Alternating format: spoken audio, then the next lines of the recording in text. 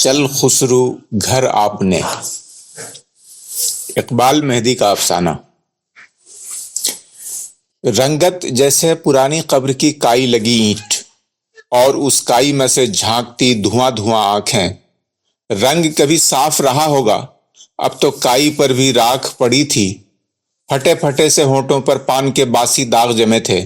اس حال تک پہنچنے کے لیے کتنے فاصلے طے کیے ہوں گے، کتنی سیڑھیاں پھلانگ کر آئی ہوں گی۔ آج 1 مہینے سے اماں موت اور زندگی کی کشمکش میں مبتلا تھیں۔ ہر صبح ہر شام ان کی آخری لگتی اور ایک دکھ بھرا سناٹا چھوڑ کر گزر جاتی۔ کبھی کبھی غفلت سے چونکتی تو ان کی نحیف آواز میں کوئی جملہ پھسل جاتا: مولا میری بیڑیاں کاٹ دے، مجھ سے بچوں کا دکھ دیکھا نہیں جاتا، آخر یہ دیوار گر کیوں نہیں جاتی؟ اور وہ پھر غفلت میں 1 ماہ پہلے ڈاکٹروں نے معائنوں کی ساری رپورٹیں دیکھی تو کہا تھا کہ انہیں کوئی بیماری نہیں ہے، بس بڑھاپا ہے اور کمزوری ہے۔ لگتا ہے انہوں نے قوت ارادی سے کام لینا بند کر دیا ہے۔ بہرحال کسی نہ کسی طرح پتلی غذا، عرق اور گلوکوز ملتے رہنا چاہیے۔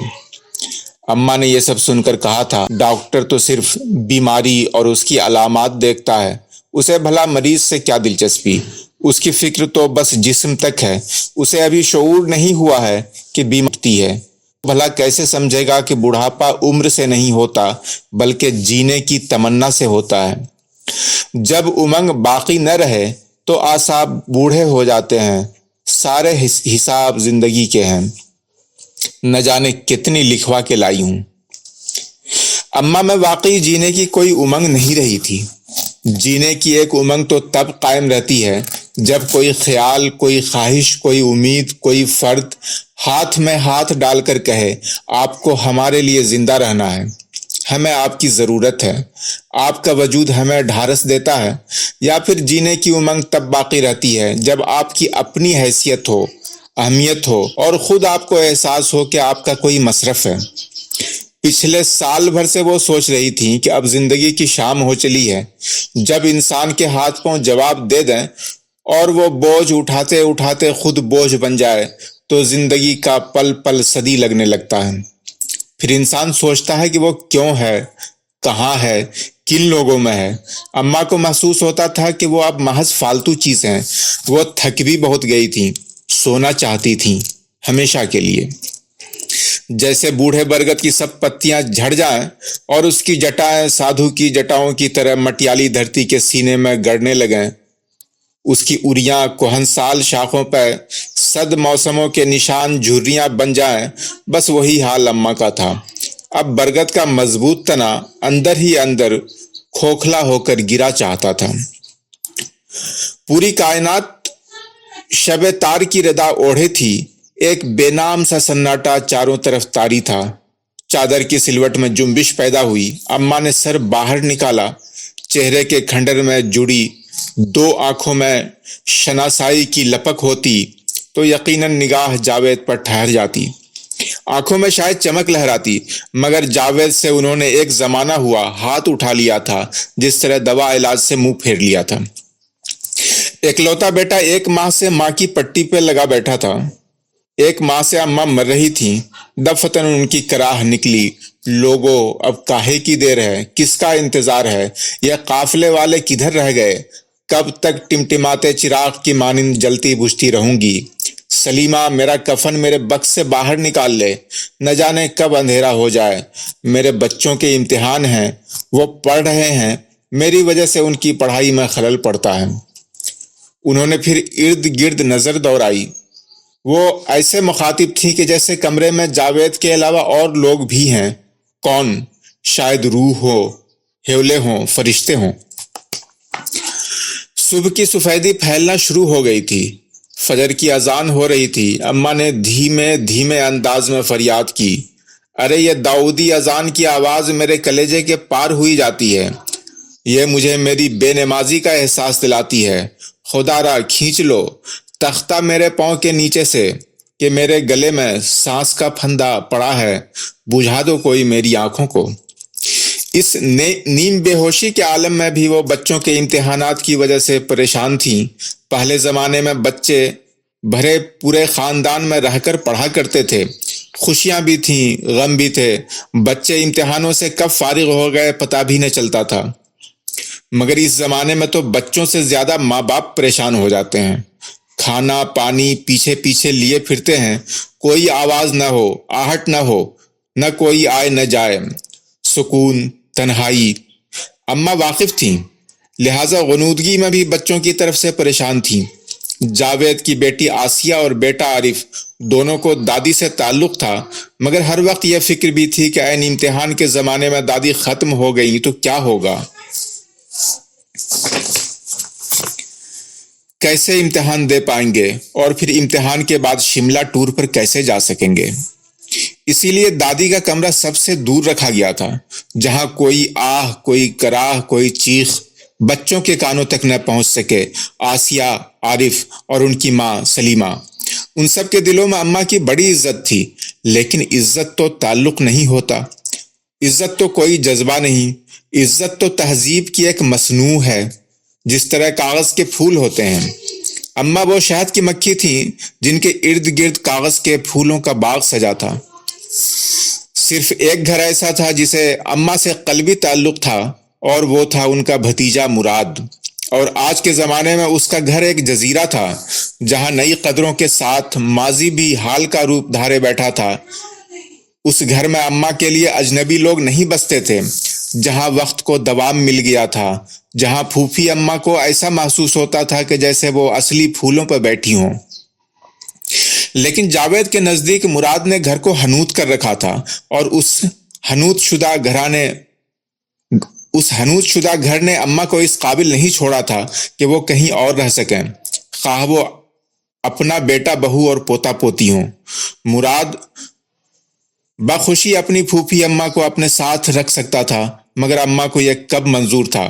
اس لیے کہ مراد کی نسبت اماں کا جاوید سے تعلق زیادہ کہیں گہرا تھا، اس لیے نہیں کہ وہ ان کا بیٹا تھا، بلکہ اس لیے کہ اماں اور جاوید نے سالوں اکٹھے مل کر دکھ سہے تھے۔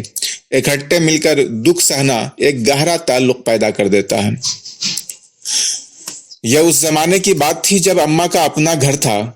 اس گھر میں شوہر کے علاوہ چند لوگ ان کی بات سنتے تھے۔ جیسا بھی تھا، اماں کا ایک مقام تھا، زندگی کا ایک مفہوم تھا۔ ان کے دکھوں کی وجہ صرف حالات کی ناسازگاری تھی۔ اس ناسازگاری کی بنیاد ایک عام سا حادثہ تھا کہ شوہر نے دوسری شادی کر کے اماں کو صدیوں کا بنواس دے دیا تھا۔ یہ بات اماں کے لیے غیر معمولی تھی، مگر شوہر کے لیے معمولی سی، عام سی بات تھی۔ مردوں نے تو سدا ہی یہ کیا ہے کہ اپنی خوشی کی خاطر عورتوں کے لبوں پر جب جی چاہا سکوت مسلسل اور جمود مسلسل کی مہریں لگا دی ہیں۔ اماں اپنی تاریک زندگی کو روشن کرنے کے لیے جگنو پکڑتی رہ گئیں، اور پھر انہوں نے شہاب ثاقب کی اس نوری صباحت میں اپنا نشیمن بنا لیا جو نگاہوں کو معمور کرتی ہے اور پھر معدوم ہو جاتی ہے۔ اماں کو کیا معلوم تھا کہ وہ جن کی پاپوش میں کرن آفتاب لگتی تھی، وہی پاپوش کے برابر بھی نہیں سمجھی جائیں گی۔ ماں بیٹا آزاد ہو گئے۔ آزادی نے انہیں نئے مسائل کی قید میں ڈال دیا۔ شوہر سے ملی قلیل رقم ناکافی تھی۔ ضروریات زندگی پورا کرنے کے لیے ماں بیٹے کو مزدوری کرنا پڑی۔ دونوں نے مل کر کرسیاں بنی، کتابوں پر جلدیں باندھیں، کاغذ کے پھول بنائے، محلے کے بچوں کو قرآن پڑھایا۔ اماں نہیں چاہتی تھی کہ بیٹا مزدوری کرے، اسے تعلیم کی راہ پر ڈال کر خود مزدوری کی روش پر چلتی رہیں۔ کپڑے بھی سینے شروع کر دیے۔ وہ ہر عام سے کام میں اپنی انفرادیت کی کلیاں ٹاک دیا کرتی تھیں۔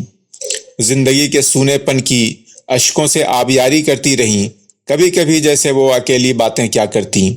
یہ رنگ و نکھت میں لپٹی ہوئی حسین کائنات، یہ دنیائے وحدت، یہ آواز کن کی امی میری گواہ ہے جاوید کے باپ۔ آج بھی میرے ذہن میں مٹا مٹا سا تصور ہے کہ جہاں میری جبی نے سجدے کیے تھے، وہاں تمہارے وجود کے قافلے اترے تھے، اس لیے کہ نشان پا تمہارے جیسے ہی تھے۔ نہ جانے میری ریاضت میں کون سی کمی رہ گئی تھی۔ ماں بیٹے کا باہمی تعلق بہت گہرا تھا۔ اس تعلق کے کئی رخ تھے: مظلومیت کا تعلق، غربت کا تعلق، مزدوری کا تعلق، دکھ کا تعلق، شوہر اور باپ سے جدائی کا تعلق۔ اگر جاوید علم حاصل نہ کرتا تو یہ تعلق جوں کا توں بنا رہتا، لیکن علم قینچی بن کر آیا اور اس نے اس عظیم تعلق کے پرخچے اڑا دیے۔ کیا کہا؟ کیا علم اس پرخلوص تعلق کے پرخچے اڑا سکتا ہے؟ ہاں، جو رائج الوقت ہو وہی علم ہے۔ ہر دور میں رائج الوقت علم کا خصوصی رخ ہوتا ہے۔ اماں کے دور میں پیار و محبت، تعظیم اور ایمان لانا، جاوید کے زمانے میں مادہ پسندی، خود غرضی اور مشکوک رہنا۔ تاریخ شاہد ہے کہ علم کا رخ ہمیشہ رنگ بدلتا رہا ہے۔ جاوید کے دور میں عقل و خرد کا دور تھا۔ جو عقل و خرد کی آنکھیں کھلتی گئیں، جذبے مضحکہ خیز ہوتے چلے گئے، تعلقات کٹتے چلے گئے۔ جاوید کو اماں سے شکایات پیدا ہوتی چلی گئیں۔ اماں نے ایسے مرد کو دوسری شادی کرنے کی اجازت کیوں دی جسے عورت کی عزت کا احترام نہ تھا، اور جو مرد بغیر وجہ بتائے بیوی بچے کو ٹھکرا کر چلا گیا؟ کیسا باپ تھا جسے اپنے بچے کا دھیان نہیں آیا؟ اماں نے اس بیجا ظلم اور زیادتی کے خلاف آواز کیوں نہیں اٹھائی؟ اماں نے اندھی وفا شعاری کیوں اپنائے رکھی؟ اور جو اب بھی ان کا ذکر بڑے احترام سے کرتی ہیں۔ جاوید کو معلوم نہیں تھا کہ عورتوں کی نجات کا کوئی نسخہ آسمان سے زمین پر نہیں اتارا گیا ہے۔ تمام کتابیں، تمام تحریریں، تمام اقوال اس لیے ہیں کہ مردوں کو آگاہ کیا جائے کہ وہ دنیا ہی میں عورتوں کو کسی طور جہنم کے 7ویں طبقے میں رکھتے ہیں۔ جاوید کو اماں ایذا پسند لگیں، اور پھر آہستہ آہستہ وہ اسے تسکین پسند نظر آنے لگیں۔ ایذا پسندی کی لذت سے سرشار، ایذا پسندی کے لیے جد و جہد نہیں ہوتی، دکھ نہیں ہوتا، بلکہ انا کی تسکین ہوتی ہے، اور اس طرح ماں بیٹے کا باہمی تعلق ٹوٹتا گیا، دکھ کا تعلق ٹوٹتا گیا، مزدوری کا تعلق ٹوٹتا گیا۔ اس عقل و دانش بھرے سوچ وچار کی وجہ سے ایک دن ایسا آیا کہ جب جاوید اماں کا محتاج نہیں رہا تو پھر ماں بیٹے کا دائمی تعلق بھی ٹوٹ گیا، صرف برائے نام رہ گیا۔ اس برائے نام تعلق کو ہم رسمی طور پہ احترام کہتے ہیں۔ بس اسی احترام کی بنا پر جاوید 1 ماہ سے اماں کے پلنگ کی پٹی پکڑے بیٹھا تھا۔ 1 ماہ سے وہ مر رہی تھیں۔ وہ گھنٹوں چادر میں پڑی سلوٹ کو دیکھتا رہتا جس میں کوئی جنبش نہ تھی۔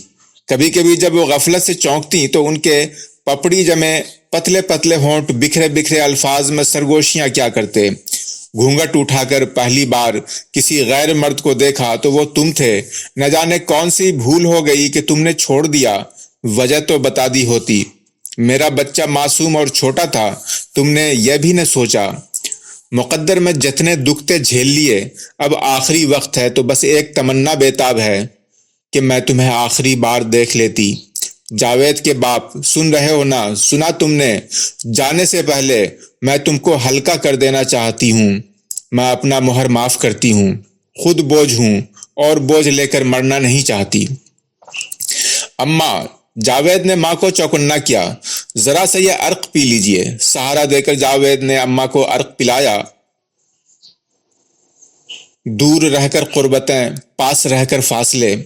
جاوید اکثر سوچا کرتا کہ پتہ نہیں اماں سرگوشیوں میں کیوں بولتی ہیں، آخر یہ آواز زیر لبی کیا ہے؟ وہ قافلے اجل کی منتظر تھیں، تشنا سماعتوں کے سراب بھی نہیں۔ مقتل حرف و صوت میں ہر کوئی بے نوا، موت ان کی زندگی کو ایک ٹھہرا ہوا لمحہ دے کر نہ جانے کہاں چھپ گئی تھی۔ جاوید کو اکثر خود اپنا گھر بھی اجنبی لگتا تھا۔ اس کی اولاد اس کے خیالات سے بیگانہ تھی، بالکل ایسے جیسے وہ اپنی اماں سے بیگانہ تھا۔ لیکن اماں تو تعلیم یافتہ نہ تھیں، اس کی اولاد اس سے بیگانہ کیوں ہو گئی؟ جاوید انصار، یہ رائج الوقت کی دوسری ٹھوکر ہے۔ تم کہاں تک اس کے ساتھ چلو گے؟ آج نئی نسل علم و دانش ہوتے ہوئے بھی اس منزل کی طرف چل پڑی ہے جس کی تم گرد بھی نہ پا سکو گے۔ جذبات راستہ تو ہیں مگر منزل نہیں۔ ان کے جذبات کیا ہیں؟ ان کی منزل کون سی ہے وہ نہیں جانتے۔ آج بھلے ہی تم کسی کو نگاہوں میں بسا لو، کل خدا جانے تمہارا بسیرا کہاں ہوگا، تم کتنا علم حاصل کرو گے؟ بولو جاوید انصار۔ اماں تو اب بھی تمہارے اور تمہارے بچوں کے لیے سوچتی ہیں، خود بجھ رہی ہیں مگر اب بھی سوچتی ہیں کہ کوئی ایک چراغ دہلیز پر رکھ دے، میرے بچوں کی راہوں میں اندھیرا ہوگا۔ تمہاری ماں کا وجود ایک حوصلہ ہے، ایک ڈھارس ہے جو تمہارے ساتھ ساتھ ہے۔ ان کے بعد کوئی تمہیں صدائیں دینے والا نہ ہوگا۔ اماں نے ایک جھرجھری سی لی، چادر چہرے سے سرک گئی۔ انہوں نے چاروں طرف نظر دوڑائی۔ جب نگاہوں سے بات نہیں ہو سکتی تو اظہار کو زبان کے لمس کی ضرورت ہوتی ہے۔ الہی میری مشکل آسان کر دے، بچوں کے امتحان سر پر ہیں، انہیں چین سے فارغ ہونے دے۔ میری آسیہ بڑی نازک ہے، پیدائشی کمزور ہے، اسے مجھ سے بہت محبت ہے، وہ تو خوشبو ہے، اسے تو سفر کرنا ہے۔ میرا پوتا ایک شاداب گلاب ہے، شہرت کی بلندیوں کو چھونے والا۔ مولا مجھے ان سب کے سکون قلب کی خاطر اٹھا لے۔ جاوید کی نظر دروازے پہ پڑی۔ آسیہ دروازے سے لگی کھڑی تھی، چہرہ ستا ہوا، بال بکھرائے ٹکٹکی باندھے دادی کے پلنگ کی طرف بڑھ رہی تھی۔ اس کے اداس چہرے پہ بجھی بجھی سی مسکراہٹ دوڑ گئی۔ اسے یاد آیا وہ دن، اس کی دادی برآمدے میں بیٹھی اسے پڑھا رہی تھی۔ اس کے بعد انہوں نے کہا، لے اب سمیٹ، میں نے چوتھی کتاب بھی ختم کر ڈالی، اب تو خود پڑھنا اور خوب پڑھنا، سمجھی؟ آسیہ میری بیٹی، پہلے میں نے عارف کو پڑھایا اور اب تجھے۔ دادی کو یاد رکھیو، جب تیرا بیاہ ہوگا تو بھلا میں کہاں رہوں گی؟ اللہ تیرے ماں باپ کو جیتا رکھے، تجھے گہنے دیں گے، کپڑے دیں گے، کیا کچھ نہ دیں گے۔ تیری دادی تو بہت غریب ہے، کیا دوں تجھے؟ لوگ پوچھیں بھلا دادی نے کیا دیا؟ بس کہنا میری دادی کے پاس ایک ہی زیور تھا جو انہوں نے مجھے دیا ہے، اور پھر تو اپنا بکسا کھول کے اردو کی ساری کتابیں پھیلا دینا۔ سچ لوگ حیران رہ جائیں گے کہ ایسا انمول گہنا تو کسی کے پاس نہیں۔ گھر کے سارے لوگ حزن و ملال میں ڈوبے ہوئے تھے، پورا ماحول بوجھل ہو رہا تھا۔ دکھ اور بے چینی کی وجہ یہ نہیں تھی کہ دادی یا اماں بیمار ہیں، بلکہ موت کا جان لیوا انتظار کھل رہا تھا کہ آخر وہ کہاں راستہ بھول گئی ہے۔ انجانے میں گھر کا ہر فرد آرزو مند تھا کہ کسی صورت یہ بوجھ اتر جائے۔ آنکھیں روزن زندہ بنی ہوئی تھیں۔ اب کیا حال ہے؟ کمرے میں داخل ہوتے ہوئے سلیمہ نے سوال کیا۔ جاوید نے نفی میں سر ہلا دیا اور آ کر برابر پلنگ پہ بیٹھ گئی، اور وہ دکھ سے نچڑ رہی تھی۔ ساس بہو کے درمیان خدا ترسی کے سوا اور کوئی تعلق نہیں تھا۔ وہ سب اماں کے پاس اس طرح بیٹھے ہوئے تھے کہ جیسے ڈوبتے ہوئے سورج کا منظر دیکھ رہی ہوں۔ اماں نے بہو سے ساس کا رشتہ قائم ہی نہیں ہونے دیا۔ حکم چلانا جانتی تو ساس کا مرتبہ نہ پا لیتی، لیکن چونکہ وہ ازل سے حکم بجا لانا جانتی تھی، اس لیے بیوی کا درجہ بھی نہ پا سکی، ورنہ شوہر کے ہاتھوں یہ رسوا نہ ہوتی۔ بیٹے کے گھر سے اماں کا ایک تعلق تھا۔ اماں میں شوہر کے ساتھ رہ کر تابعداری، خدمت گزاری کا جذبہ اس قدر گھر کر گیا تھا کہ انہوں نے بیٹے بہو کی پوری گرہستی اپنے ذمے لے کر بہو کو آزاد کر دیا تھا۔ اسی لیے سلیمہ انہیں عزیز رکھتی تھی۔ کسی نے یہ نہیں سوچا کہ یہ کوئی تعلق تو نہیں تھا، یہ تو مفاد تھا۔ ابا، عارف نے اندر داخل ہوتے ہوئے باپ سے اشارے سے حال پوچھا۔ کچھ نہیں، وہی حال ہے، جاوید نے مایوسی سے جواب دیا۔ اور کچھ ہوگا بھی کیسے ابا؟ آپ نے ان کو ان کی مرضی پر چھوڑ دیا ہے۔ آپ لوگ نہ ٹھیک سے دوا کروا رہے ہیں، نہ مناسب غذا پہنچ رہی ہے۔ یہ خودکشی نہیں، آخر یہ سب کیا ہے؟ عارف نے جھلا کر کہا، بیٹے یہ عشق کا وہ مقام ہے جہاں عاشق ہر اس شغل کو ترک کر دیتا ہے جس میں معشوق سے ایک لمحے کے لیے بھی غفلت کا امکان ہو۔ یہ ساری منطق میں نہیں جانتا، میں ڈاکٹر کو لاؤں گا۔ اس نے اس انداز سے کہا جیسے ڈاکٹر لانے سے دادی سے تعلق استوار ہو جائے گا۔ ٹھیک ہے، اماں سے پوچھ لو۔ دادی اماں، عارف نے دھیمی آواز میں پکارا۔ دادی نے کوئی جواب نہیں دیا۔ عارف اٹھا اور گھوم کر ان کے سرہانے آ کر آہستہ سے پٹی پر بیٹھ گیا اور دھیرے سے ان کے چہرے سے چادر کھسکائی۔ دادی، ابا، دادی اماں، تو اس کی چیخ نکل گئی۔ کیا ہوا؟ کئی آوازیں گونجی۔ دادی اماں مر گئیں۔ لفظ معنی سے جدا ہو گیا۔ چل خسرو گھر آپ نے، سانج بھئی چودیس۔ پڑوسی کہتے ہیں کہ جاوید کے گھر سے چیخوں کی آوازیں بلند ہوئیں۔ کچھ لوگ کہتے ہیں نہیں، وہ چیخیں نہیں تھیں، وہ تو بگڑے ہوئے قہقہوں کی آوازیں تھیں۔